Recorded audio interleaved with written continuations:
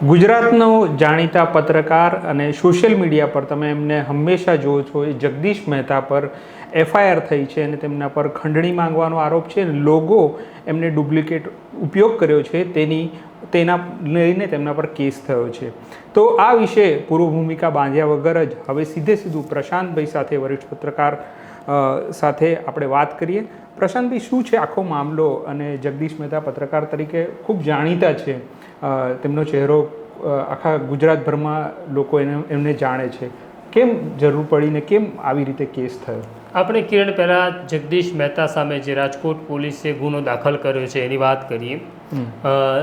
એમનું જે અખબાર છે એ એક સૌરાષ્ટ્રનું અખબાર છે, એક મધ્ય ગુજરાતનું અખબાર છે, હેડલાઇન્સના નામે છે. એમાં માલિકીનું હસ્તાંતરણ થયું અને હવે જે સૌરાષ્ટ્ર હેડલાઇન છે એના કર્મચારી માલિક એક ફરિયાદ આપી છે કે જગદીશ મહેતા જે તંત્રી છે અને એના માલિક છે ગિરીશ સોલંકી છે, એમણે એમના જો ટ્રેડમાર્ક છે એટલે અખબારનો એક લોગો હોય છે, જેમ નવજીવન ન્યૂઝનો પણ એક લોગો છે, એ લોગોનો દુરુપયોગ કર્યો. એમને આ લોગો વાપરવાની સત્તા નહોતી અથવા મંજૂરી એમણે મેળવી નહોતી, છતાં આ લોગોનો ઉપયોગ કર્યો અને પછી 40 લાખ રૂપિયાની માગણી કરી એટલે ખંડણી માગી એવો એમની ઉપર આરોપ છે અને એમની સામે આ ફરિયાદ નોંધવામાં આવી છે. આ જે એફઆઈઆરમાં નોંધાયું છે એ જ આપણે દર્શકોને અત્યારે કહીએ છીએ. પણ પત્રકારો આ જગદીશ મહેતા પર જે ગુનો નોંધાયો છે એ કેમ પત્રકારો આવી રીતે એવું લાગે છે કે ટાર્ગેટ પર આવે છે? જ્યારે શાસકોને એવું લાગે છે કે ભાઈ આ અમારા ગમતું નથી બોલતા, ત્યારે ટાર્ગેટ પર આવે છે કે શું છે આખો કેસ? કિરણ, આખી ઘટનાને બહુ જરા વિસ્તારથી સમજવી પડે એવી છે. એકાદ ઘટનાથી આ વાત નહીં સમજાય. છેલ્લા લાંબા સમયથી હવે પત્રકારો ઉપર ફરિયાદ નોંધાવવાની શરૂઆત થઈ છે, પણ આપણે આ પત્રકારો ઉપર જે ફરિયાદ નોંધાયેલી છે એને બે ભાગમાં વિભાજિત કરવી પડશે, કારણ કે બધાને જ એક જ દ્રષ્ટિથી જોવાય વ્યાજબી નથી. એક પત્રકારનો વર્ગ એવો છે કે જે પત્રકારત્વમાં એટલા માટે આવ્યો છે કે તેને પત્રકારત્વમાં આવ્યા પછી પત્રકારત્વની તાકાતનો દુરુપયોગ કરી લોકોને ડરાવી ધમકાવી પૈસા પડાવે છે અને એમની સામે ફરિયાદ થાય છે. જે લોકો સામે આ પ્રકારની ફરિયાદ થાય છે એનો બચાવ કરવો પણ શક્ય નથી અથવા જરૂરી પણ નથી ને કરવો પણ ન જોઈએ કે જે લોકો પત્રકારત્વનો ઉપયોગ લોકોને ડરાવી ધમકાવી પૈસા પડાવે છે.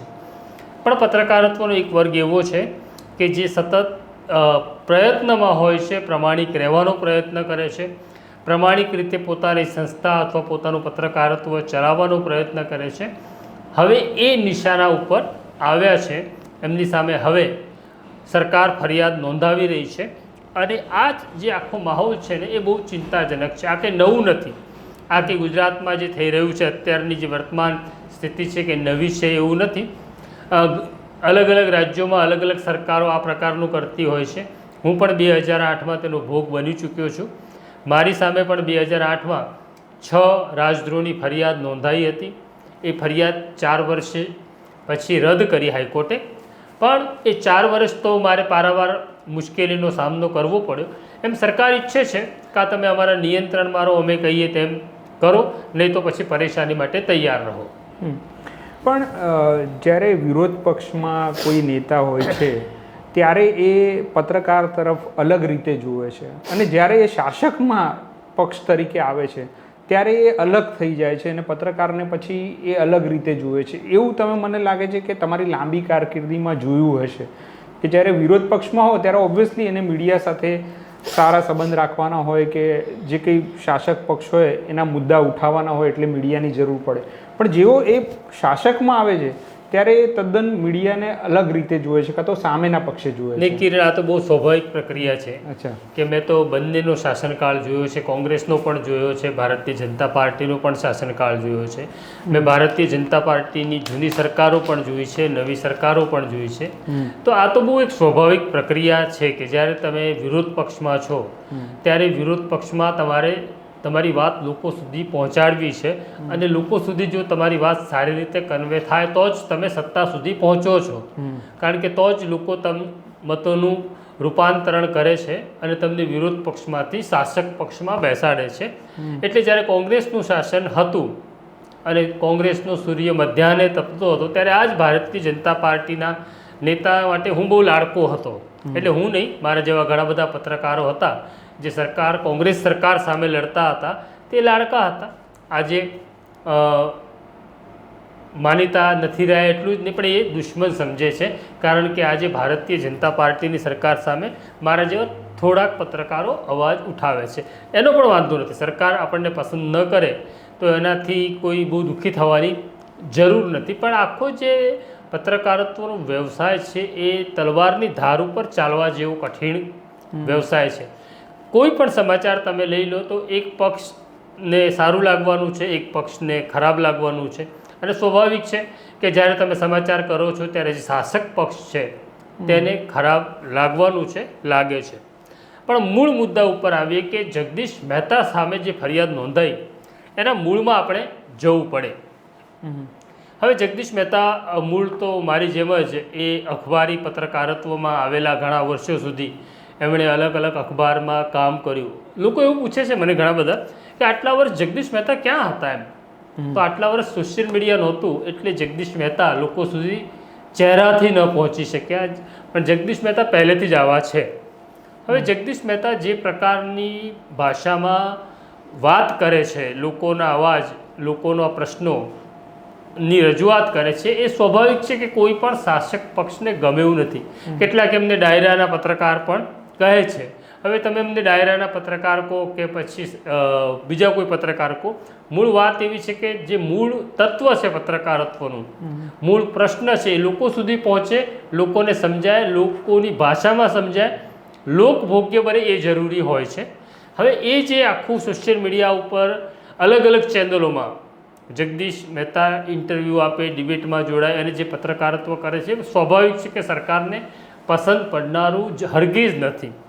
પણ હવે જગદીશ મહેતાએ કે સરકારને રાજી રાખવાનો નિર્ણય કર્યો હોય એવું મને લાગતું નથી. પણ આ બગડ્યું ક્યાંથી એના મૂળ સુધી દર્શકોને કહેવું પડશે કે દર્શકોને નહીં ખબર હોય તો નરેન્દ્ર મોદી જ્યારે 31મી તારીખના રોજ સ્ટેચ્યુ ઓફ યુનિટી આવે છે અને જે પ્રકારે જલસો થયો, મોંઘી મોંઘી થાળીઓ નું ભોજન થયું, પાણીમાં 75 લાખ રૂપિયા જેવો માતબર ખર્ચ થયો, આ ઘટના પછી જગદીશ મહેતાએ જે સ્ટોરી કરી એમાં એમની નારાજગી એવી હતી કે એક તરફ સૌરાષ્ટ્રના ખેડૂતો પાયમાલ થઈ ગયા છે, એમને ખાવા ધાન નથી, એમના ધાન હતા એ કમોસમી વરસાદમાં ધોવાઈ ગયા છે, અને નરેન્દ્ર મોદી જે પ્રકારે તાઇફો કરે છે એવા શબ્દોનો એમણે પ્રયોગ કર્યો તો ઠુમ્મક ઠુમ્મક વગેરે, એનાથી સરકાર બહુ નારાજથી મને એવું લાગે છે કે નરેન્દ્ર મોદી પણ ખાસા નારાજ થયા હશે.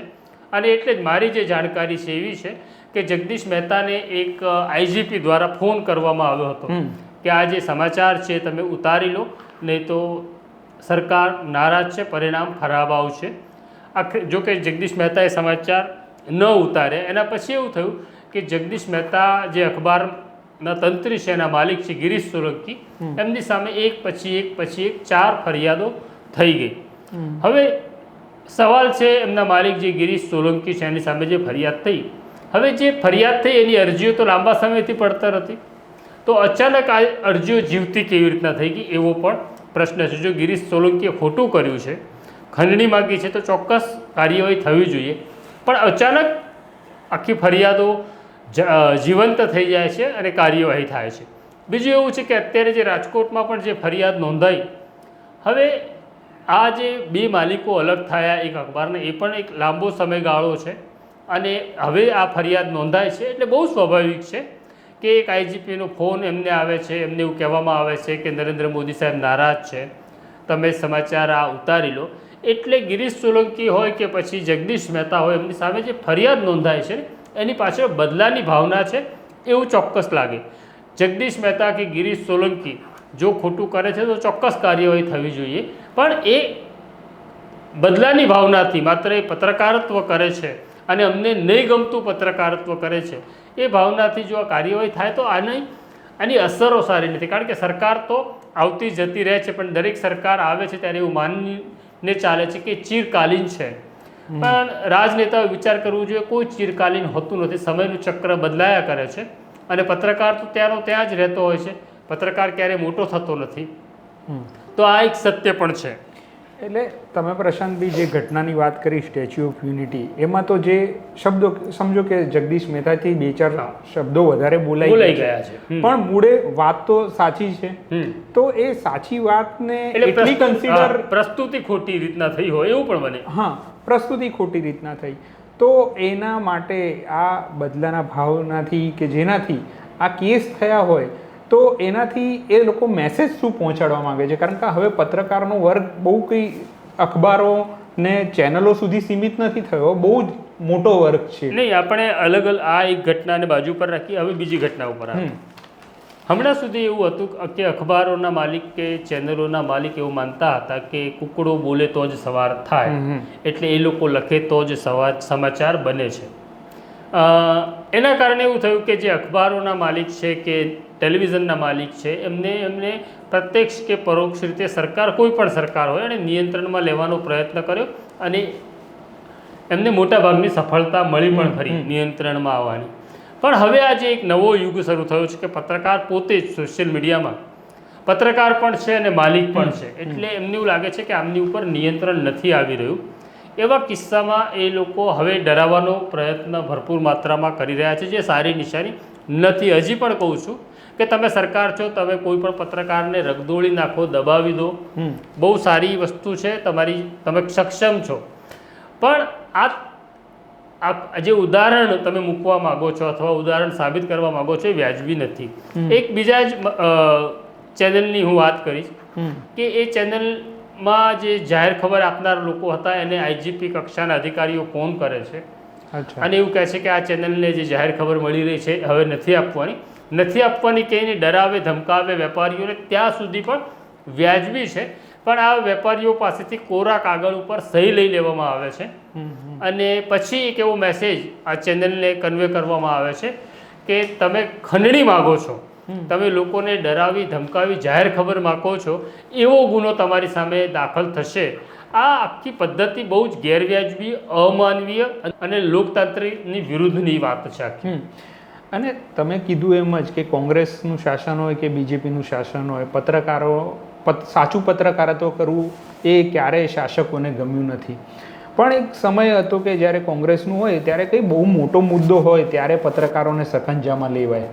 હવે જે ટ્રેન્ડ થયો છે કે ખાલી તમે કશું 2 શબ્દો બોલ્યા, કશું વિરોધ કર્યો અને તમારા પર આવી એફઆઈઆર થઈ ગઈ, તો એ હદ સુધીની આ લોકોને જે કંઈ આપણે કહીએ કે ભાઈ કેવી રીતના એમને એવું સૂચતું હશે કે ભાઈ અમે આટલે સુધી જઈએ. એક તો એવું છે એક જે આ કંઈ એવું હશે કે ભાઈ જે આના પુરોગામી જે છે એ લોકો એક નક્કી કર્યું છે, નરેન્દ્ર મોદી હોય કે અમિત શાહ હોય, એમના રાહે આ લોકો જઈ રહ્યા છે. નહીં, એ 2 વસ્તુ છે.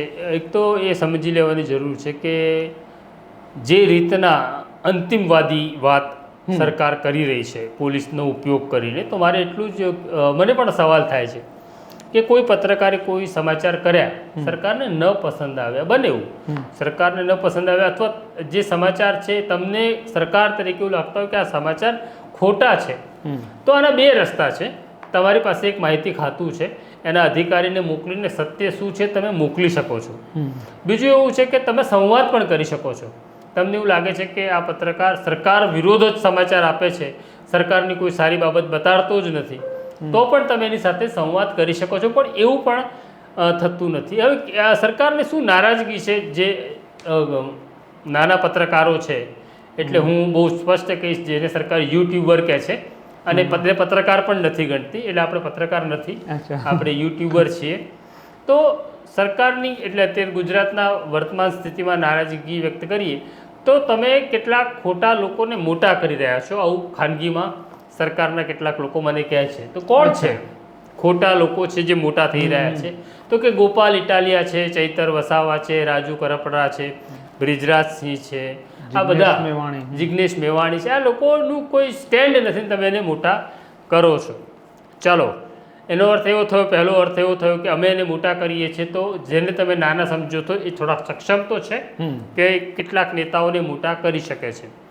બીજો મુદ્દો એવો છે કે કેટલાક લોકો કે તમે આમને જ બતાડો છો, બીજા કોઈને કેમ બતાડતા નથી? તો દર્શકોએ અને જે આવી દલીલ કરે છે એમણે સમજવું જોઈએ કે કોઈ પણ યુટ્યુબ કે સોશિયલ મીડિયાનો જે આવકનો સ્ત્રોત છે એ સ્ત્રોત એના નંબર છે, એના વ્યૂઝ છે, એની લાઇક્સ છે. તો હવે તમે માની લો કે કોઈ ભાજપના મંત્રીના સમાચાર ચલાવો તો એના વ્યૂઝ 500, 1000, 10,000 આવે, અને તમે ચૈતર વસાવા, ગોપાલ ઇટાલિયાની કોઈ સ્ટોરી ચલાવો કે જિગ્નેશ મેવાણીની સ્ટોરી ચલાવો તો એના વ્યૂઝ 1.5 લાખ, 2 લાખ, 3 લાખ આવે. તો એક યુટ્યુબના માલિક તરીકે, એક યુટ્યુબના પત્રકાર તરીકે તમારે તો છેલ્લે સાંજે તમારો સરવાળો થવો જોઈએ. બીજું કે તમે યુટ્યુબને માધ્યમ ગણવા તૈયાર નથી, એટલે તમે એને કોઈ એડ આપતા નથી. તો એની પાસે એક જ સ્ત્રોત છે આવકનો કે આમાંથી એ જેટલા નંબર વધારે એનાથી એની આવક વધે. તો આવક વધે એવા નંબર લાવવા માટે અત્યારે બજારમાં જે ચાલે છે, પછી જગદીશ મહેતા હોય, ગોપાલ ઇટાલિયા હોય, રાજુ કરપડા હોય, ચૈતર વસાવા હોય, આ જ નામ ચાલે છે અને લોકો સોશિયલ મીડિયા ઉપર એમને જ જુએ છે. કોઈ મંત્રીનો અત્યારે તમે નાખી દો તો વિડીયો નથી ચાલતો. એટલે હવે આપણે સોશિયલ મીડિયાની વાત નીકળી જ છે, તો એમાં એક વસ્તુ એ પણ પૂછવું છે તમને કે તમે અત્યાર સુધીનું પત્રકારત્વ જોયું તો ન્યૂઝ ચેનલમાં અત્યારે જે થાય છે કે અખબારોમાં જે થાય છે એના કરતાં યુટ્યુબ ચેનલ પર થોડું તમે રિયાલિટીવાળું ચિત્ર વધુ જોઈ શકો છો એવું આપણે કહી શકીએ ન્યૂઝની બાબત? તારી વાત એ ચોક્કસ છે કે જો સરકાર જ્યારે તમને એડ આપતી હોય તો સ્વાભાવિક છે કે સરકારના કેટલાક નિયંત્રણો અપ્રત્યક્ષ રીતે પણ આવતા હોય. માની લો કે ખેડૂતોને સૌરાષ્ટ્રની અંદર જે કંઈ નુકસાન થયું એની સ્ટોરી તમે બતાડો ચેનલમાં કે અખબારમાં, તો સરકારમાંથી એકાદો ફોન તમને આવે કે આ થોડુંક માઇલ્ડ કરો અથવા ન લો તો સારું. અને એડ રેવન્યુ એટલી મોટી હોય કે ક્યારેક માલિકને એ સમાધાન કરવું પડે છે. જ્યારે જે નાના પત્રકાર છે, સોશિયલ મીડિયા ઉપર છે, જેને આપણે યુટ્યુબર ગણીએ છીએ, તો હવે આપણને તો કોઈ એડ આપતું જ નથી, આપણો આવકનો સ્ત્રોત બીજો કોઈ છે નહીં. ત્યારે તમે પ્રયત્ન એવો કરો છો કે તમે વધુ ને વધુ લોકોનો અવાજ બની શકો, લોકોની સમસ્યા બતાડી શકો. તો એ બંનેમાં તફાવત છે કે જે નાના યુટ્યુબર છે, જેને સરકાર નાના ગણે છે, એ લોકોનો અવાજ બની રહ્યા છે, લોકોના પ્રશ્નો પહોંચાડી રહ્યા છે, અને જેની કિંમત હવે જગદીશ મહેતાએ ચૂકવવાની છે, ચૂકવશે. મને ખબર છે જગદીશ મહેતા હોય કે બીજા કોઈ પત્રકાર ઉપર હોય, જગદીશ મહેતા અને ગોપી ગાંગર ઉપર તો કોંગ્રેસના નેતાએ પણ એટ્રોસિટીની ફરિયાદ કરી છે, જેમાં પણ સરકાર, કોંગ્રેસના નેતા ફરિયાદ કરીને નોંધાઈ જાય એવું ન હોય, સરકારની સૂચના આવે તો જ થાય. તમને મેં પરેશાન કરીશું, એટલે પરેશાન કરવાનો પ્રયત્ન ચાલુ છે, કરી લો પરેશાન. અને બીજો એક સવાલ, હવે જ્યારે આપણે યુટ્યુબની વાત કરીએ, સોશિયલ મીડિયાની વાત કરીએ, તો જે લોકોના મુદ્દા છે એ સ્થાનિક મુદ્દા યુટ્યુબમાં વધારે ન્યૂઝ ચેનલમાં આવે છે. પેલા ન્યૂઝ ચેનલ હોય છે મોટી મોટી, એમાં રાષ્ટ્રવ્યાપી જે મુદ્દા, સમજો કે અત્યારે દિલ્હીમાં બોમ્બ બ્લાસ્ટ થયા તો એ બહુ ચાલ્યું, એમાં આપણે એનો જે સ્પાન છે એ એની ન્યૂઝની જેટલી મહત્વ છે એટલું આપણે બતાવ્યું, પછી આપણે બીજા લોકલ મુદ્દા પર વળી ગયા. તો એ પણ તમે જોતા હશો કે ભાઈ ઘણા ન્યૂઝ એવા ચાલે છે કે ભાઈ જે આપણે અહીંયા એનું રિલેવન્સ નથી બેસતું, તો એ ન્યૂઝ ચેનલમાં ચાલતા હોય. એટલે માની લો કે જેને નેશનલ ન્યૂઝ જોવા છે, ઇન્ટરનેશનલ ન્યૂઝ જોવા છે, તો એ તો ટેલિવિઝન જોઈ લેશે, કારણ કે ટેલિવિઝન પાસે દેશના દરેક ખૂણા ઉપર રિપોર્ટર છે, એમની પાસે વિદેશમાં પણ રિપોર્ટર છે. પણ એ ચેનલમાં કોઈ નાનકડા ઉમરેઠ પાસેના કોઈ નાના ગામમાં એનો રિપોર્ટર નથી, અથવા ઉમરેઠમાં કોઈ ઘટના ઘટે છે કે લાઠીમાં કોઈ ઘટના ઘટે છે કે વિસાવદરમાં કોઈ ઘટના ઘટે છે, તો એને એવું લાગે છે કે અખબાર કે ટેલિવિઝન એની સમસ્યાને સમાચારનું સ્થાન નથી આપતો, ત્યારે આપણી પાસે આવે છે. એ મને બરાબર યાદ છે અને લાગે છે એવું કે આપણી પાસે રોજના સામાન્ય ગામોમાંથી એટલા બધા સમાચાર આવે છે, લગભગ એમાંથી આપણે 90% સમાચાર આપણે નથી લઈ શકતા, એટલા બધા ગામડાઓના લોકોના સમાચાર આવે છે. પણ આપણી પાસે જે ઇન્ફ્રાસ્ટ્રક્ચર છે બહુ નાનું છે, આપણી પાસે આર્થિક સ્ત્રોત નથી, આપણી પાસે માણસો નથી, એટલે આપણે ત્યાં સુધી પહોંચી શકતા નથી. એટલે સામાન્ય માણસને એવું લાગે છે કે અમારો અવાજ નથી અખબાર સાંભળતું, નથી ટેલિવિઝન સાંભળતું, નથી તંત્ર સાંભળતું, પણ અમારો અવાજ તો તમારી ચેનલ ઉપર અમને જોવા મળે છે, સાંભળવા મળે છે, તો લોકો એટલા માટે અહીંયા આવે છે. હવે આ છેલ્લો સવાલ કે જગદીશ મહેતા પર આ રીતના કેસ થયો, હવે પત્રકારત્વનો જે ધર્મ છે, કોઈ કે પત્રકાર બનવું છે, એને કરવું છે, તો એક કેટલે હદ સુધી એ જઈ શકે, કેવી રીતે બચી શકે આ બધાથી? એણે શું સાહસ રાખવું પડે કે જે થાય એ મારે તો પત્રકારત્વ કરવું છે? બે મુદ્દા કહીશ. એક તો જે અખબારમાં કે ટેલિવિઝનમાં છે એ તમને અત્યારે પત્રકાર ગણતા નથી. અચ્છા, બરાબર છે. એટલે તમારા માટે બહુ નેગેટિવ રિમાર્ક્સ કરશે. એ સાંભળીને તમે કદાચ નિરાશ પણ થાવ, અને એ તમારો કલીગ પણ હોય પણ તમારા મોઢે ન બોલતો હોય, પણ એ પછી તમારા માટે જે નેગેટિવ રિમાર્ક્સ કરે, એક તો આવી નેગેટિવ રિમાર્ક્સ આવશે. બીજું એવું છે કે તમારી સાથે અમે ઊભા રહીશું તો અમને નુકસાન થશે એવું માની મોટા ભાગનો વર્ગ તમારો સાથ છોડી દેશે, કારણ કે તમારી સાથે ઊભા રહીશું તો સરકાર નારાજ થશે, વ્યવસ્થા નારાજ થશે, અને વ્યવસ્થાને નારાજ કરવી અમને પરવડે એમ નથી. તો એવા પત્રકારને સમાજ છોડતો જશે. તો એ તૈયારી એક હોવી જોઈએ. ત્રીજી વાત એવી છે કે પ્રમાણિકપણે પત્રકારત્વ કરી શકાય. બે ટંકનો રોટલો જરૂર નીકળી શકે. કદાચ તમારી પાસે આલિશાન ગાડી કે આલિશાન બંગલો ન હોય તો કંઈ વાંધો નહીં, પણ આ તૈયારી હોય તો આવવાનું. અને ચોથી વાત જે છે કે હવે સરકાર, માની લો કે આપણે યુટ્યુબ માટે કોઈની પાસેથી એડ લીધી, અને સરકાર પછી પેલા વેપારીને એવું કહે કે તું ખંડણીની અરજી આવ, કે અમને ડરાવી ધમકાવી અમારી પાસે ખંડણી માગી અને ખંડણી રૂપે મેં એડ આપી છે. આવું થાય તો આ બધા આઘાત અને પરેશાની સહન કરવાની તૈયારી રાખવાની. પણ જ્યારે આવી ઘટનાઓ નિર્માણ થાય ત્યારે પોતાને એક સવાલ પૂછી લેવાનો કે મેં કંઈ ખોટું કર્યું નથી ને. જો તમને એવું લાગે કે તમે કંઈ ખોટું કર્યું નથી તો ચાલવાનું. તો આ હતી પ્રશાંતભાઈએ જગદીશ મહેતાના સંલગ્ન અત્યારે જે કંઈ કેસ ચાલી રહ્યો છે તેની વાત મૂકી, અને સાથે સાથે પત્રકારત્વ વિશે પણ અમે ચર્ચા કરી તેમના અનુભવને લઈને. તો આ પ્રકારની ચર્ચા લઈને અમે આવતા રહીશું. નમસ્કાર. વૈષ્ણવજન તો તેને કહીએ જે પીડ પરાઈ.